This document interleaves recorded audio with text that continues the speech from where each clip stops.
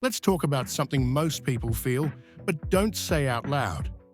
Modern culture, relationships, education, even the legal system, it all seems to orbit around one central theme: female preferences. That's the core idea of gynocentrism, a term that means woman-centered. And before anyone starts crying misogyny, let's be clear. Pointing out a cultural imbalance doesn't mean you hate women.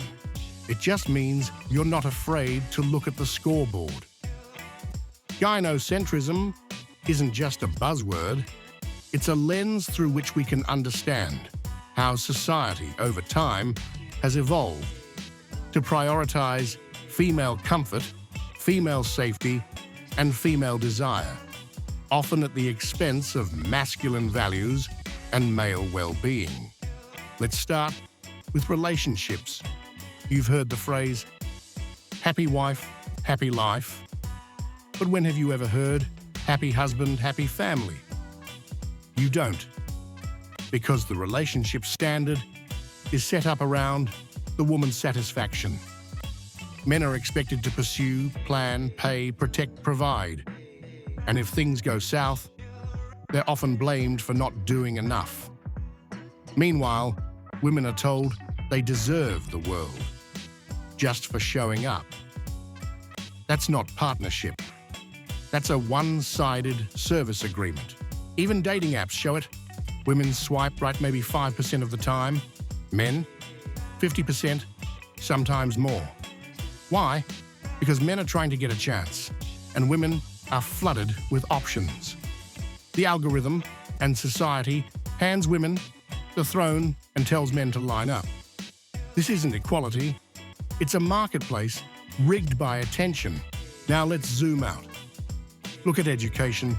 Boys are falling behind in reading, in college attendance, in graduation rates. Are we talking about it? Barely. Schools have become environments where sitting still, following verbal instruction, and suppressing risk-taking, behaviors more common in girls, are rewarded. Boys are diagnosed with ADHD or punished for being too energetic, when in reality, they're just being boys. But the system doesn't care, because gynocentrism isn't about balance. It's about adjusting everything to suit female norms. Want another example? Think about media and marketing. Commercials constantly portray men as bumbling idiots, the clueless dad, the lazy husband, the man-child who needs his smart, responsible wife to keep him in check. That's supposed to be funny, but flip the script, portray a woman as the fool and the man as the capable one, suddenly, it's sexist. Gynocentrism has made female dignity sacred and male dignity disposable. And the biggest, most obvious elephant in the room, family court. When it comes to divorce and child custody, the default assumption is that the mother is the better caregiver. Even when the father is competent, committed, and stable, he's often reduced to a weekend visitor with a bill. Men can be stripped of their children and finances, not because of abuse, neglect, or failure, but because the system views them as secondary. And people wonder why men hesitate to commit. Now here's the twist. None of this means women are evil. It's not about blaming. It's about structure. Systems evolve to reward power. And right now, social power has tilted toward female preferences. From workplace HR policies that overcorrect to avoid offending women, to entertainment narratives that glorify female empowerment while mocking masculinity, the cultural message is clear. Women are the standard. Men are the variable. Even self-help and mental health spaces reflect this. Men are told to open up, be vulnerable, express emotion, but only in ways that make women comfortable. A man expressing anger, threatening, a man expressing sexual desire, creepy, a man setting boundaries. controlling. But flip it, and it's called empowerment. The irony: gynocentrism often makes both genders miserable. Women are told they should never settle, that men should meet endless checklists, that submission is weakness and compromise is oppression. That leads to loneliness, disappointment, and confusion.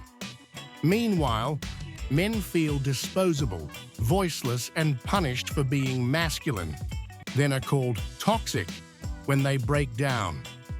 So what's the solution? First, stop pretending this imbalance doesn't exist.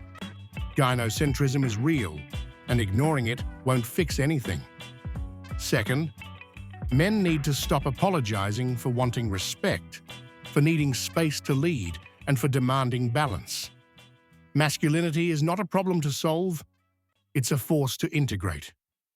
The same way femininity has been celebrated, masculinity must be restored, not through loud aggression, but through quiet confidence, responsibility, and clarity of vision.